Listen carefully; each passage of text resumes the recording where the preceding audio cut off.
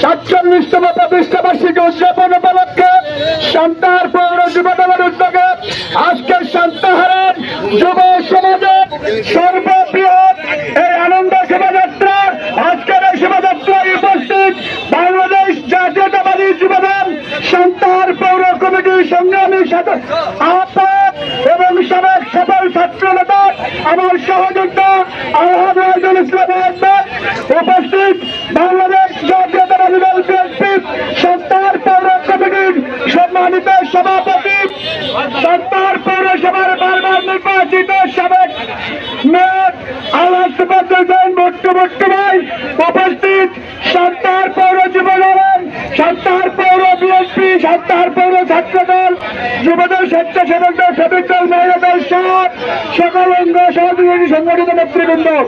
প্রিয় সান্তাহারবাসী, আজকে 17 বছর পর সান্তাহারের যুব সমাজ জেগেছে। আগামী জাতীয় নির্বাচন যুব সমাজের অধীনে হবে ইনশাআল্লাহ। আজকে সান্তাহারের যুব সমাজ প্রমাণ করেছে তরুণদের প্রথম ভোট গণশিক্ষার পক্ষে হোক। তাই আজকে আপনারা আমার সঙ্গে স্লোগান ধরবেন, এই মার্কা আছে, আগামী দিনের বিজয়ের মার্কা আছে,